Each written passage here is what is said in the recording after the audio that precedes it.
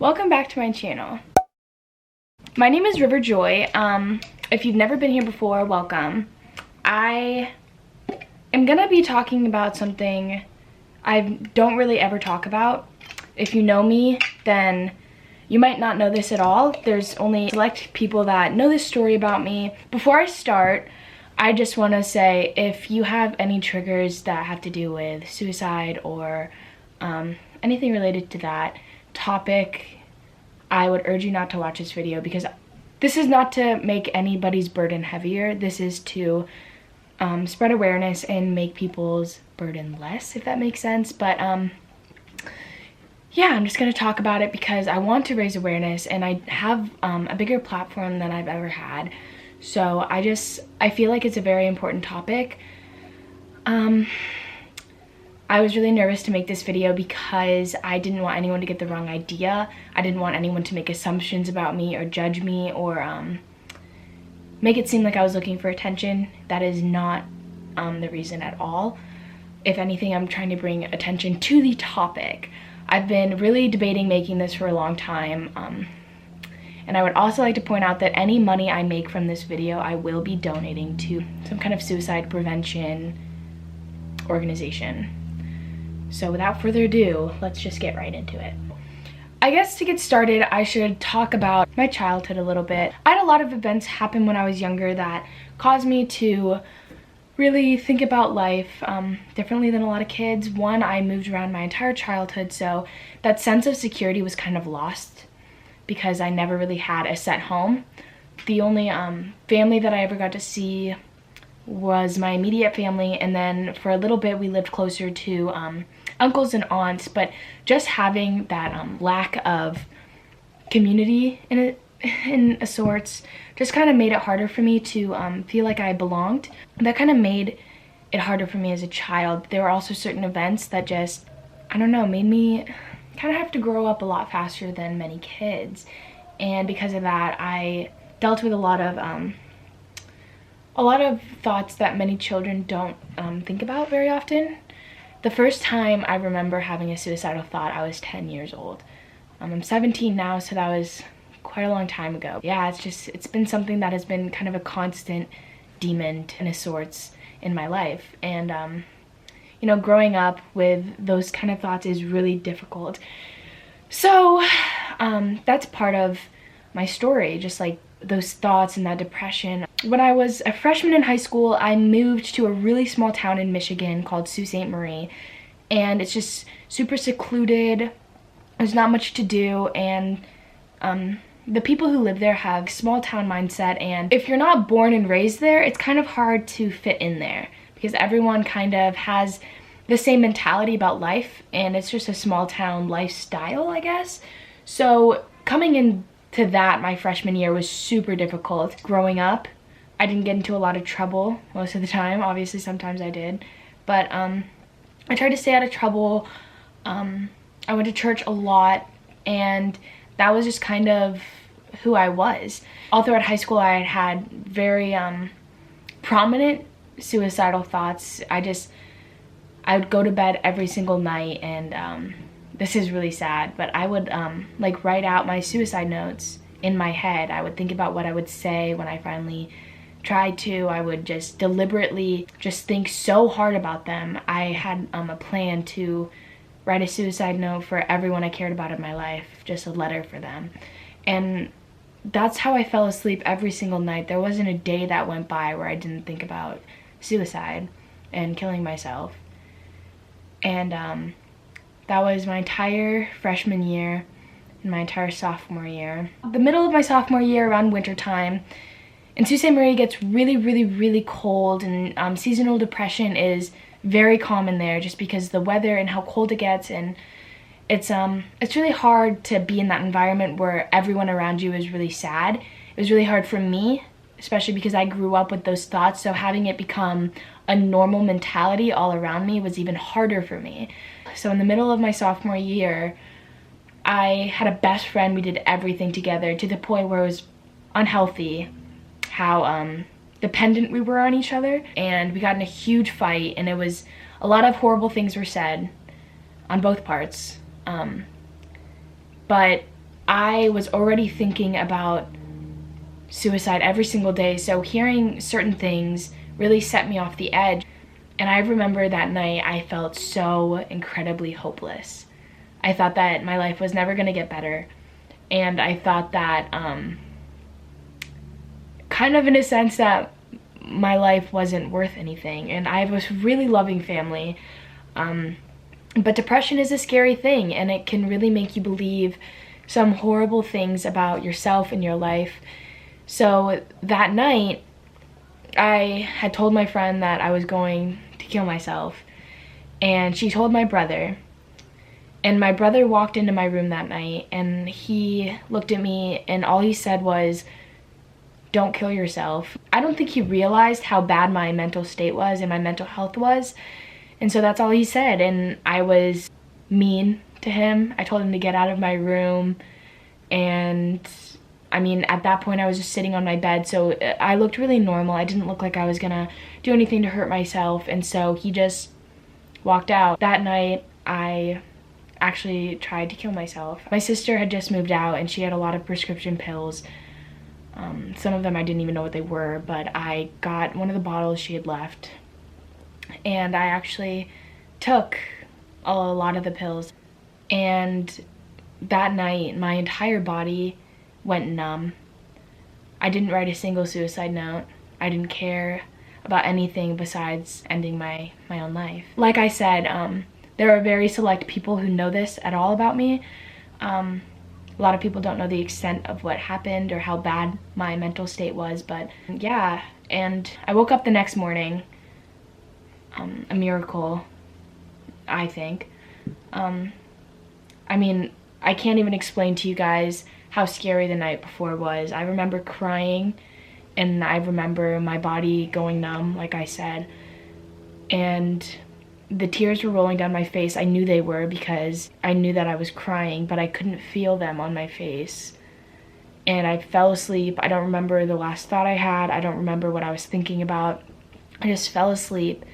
And the next day when I woke up, I was sick, horribly sick. I was throwing up all day long, and I just laid in my bed and I just cried all day. And I actually didn't tell anybody about it. My parents just thought I was sick.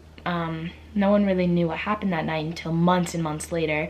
But my mental health didn't get any better after that because I didn't tell anybody. I wasn't actively searching for help. I just went on with my normal days. I just kept having the same thoughts. And of course, I was glad I was alive, but I still thought every single day about not being alive. And that continued throughout half of my junior year.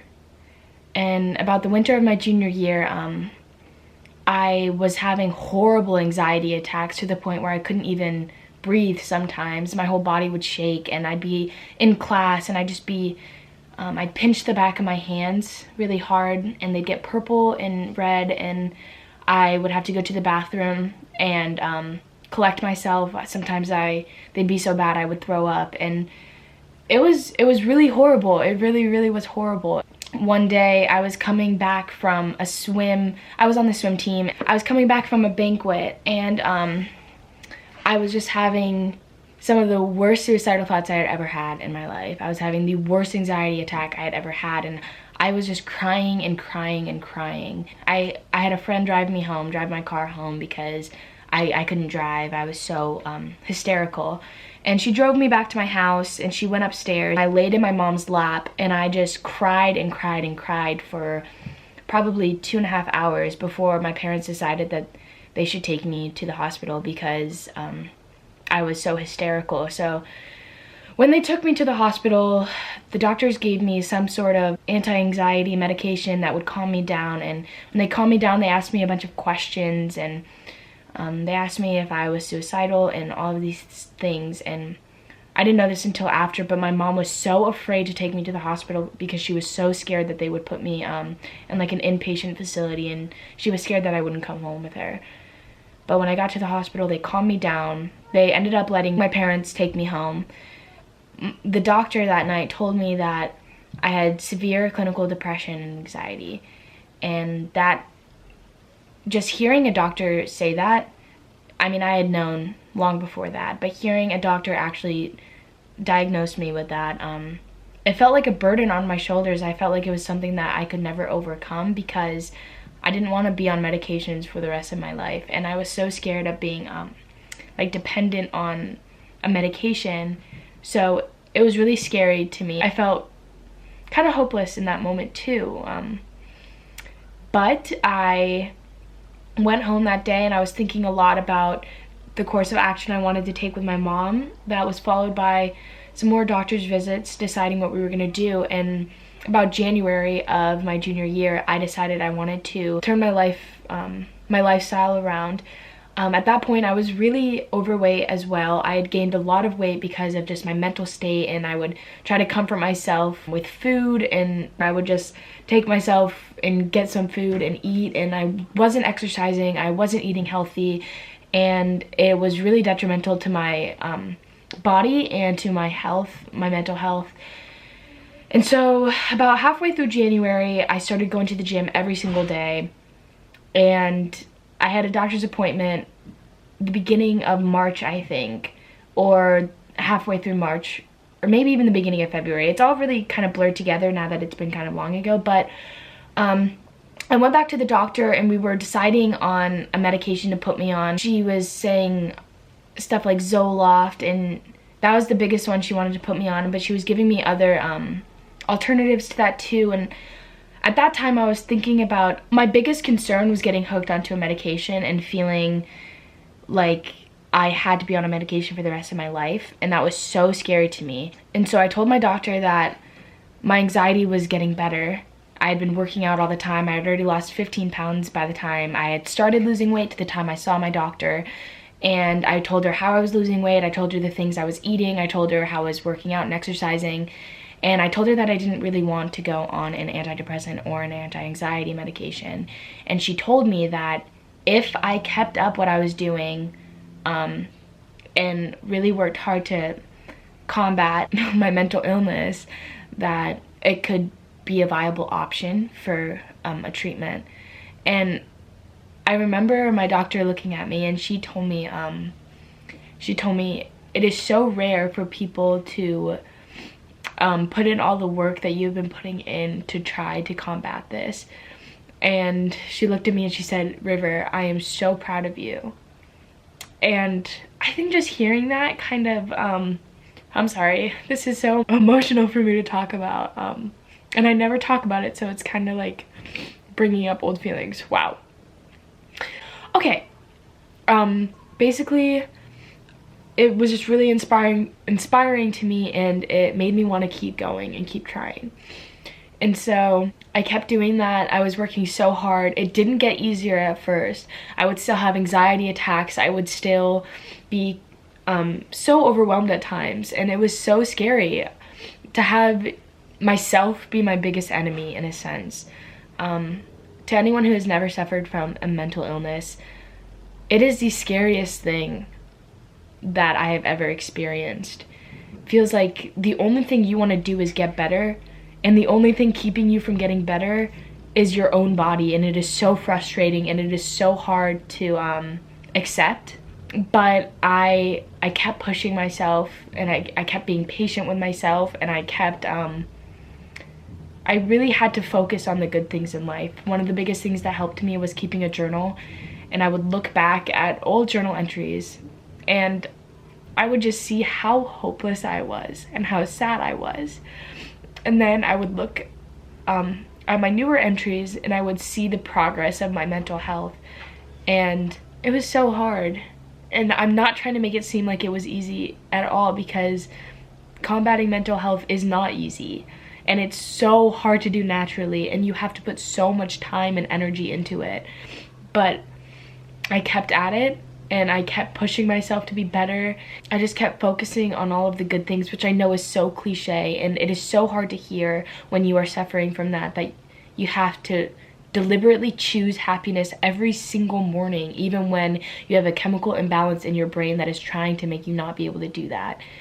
But I pushed through all of those feelings, and I mean, if you look at my life today, I am so much happier. It was just persevering through all of that, you know? And it was really, really difficult. After my parents found out I tried to kill myself the first time, my dad's in the military, and this is so unheard of, but he was actually able to get an early billet to move away from Sault Ste. Marie. So I was supposed to live in Sault Ste. Marie until I graduated, but my dad told his boss, I guess, I don't really know exactly how the military works, but he told his boss that that his daughter was really struggling, and that it was really necessary for us to move and to have a fresh start. And a lot of people don't know that, but that's why I moved a year early. It was because my parents had found out, and they wanted to take the necessary precautions so that it wouldn't happen again. And obviously where you live isn't everything about mental health, but it is a contributor, and for me it was a major contributor.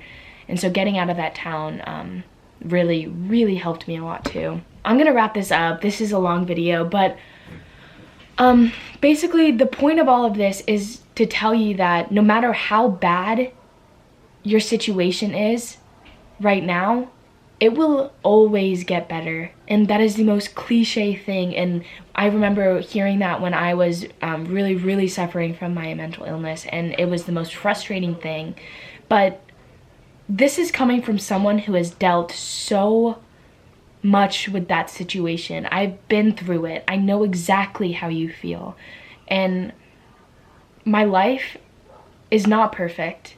It's not. And I put the best parts of it on my YouTube channel, and I love my life. I really do. I wouldn't change it for anything. But there are always ups and downs. And my method of combating it is not for everybody, but it worked for me. And whatever you decide to do, whatever treatment you decide to go forward with, it's gonna take energy and time and sometimes therapy. I know I could benefit from therapy. But whatever treatment you decide to do, you have to fight for yourself. You have to fight for yourself when no one else is fighting for you. I'm making this so you see that you're not alone. Some people might look at my life and think that it's perfect. And I have worked so hard to get where I am today. And I don't want anyone to ever feel alone. So thank you for watching. Thank you for helping me spread awareness for this issue. Again, all of the money I make from this video will be donated to a suicide prevention organization. So by sharing it, you're actually helping me raise awareness for this. Again, no one is ever alone. No one is battling anything alone. And if no one else, I love you all. And thank you for watching.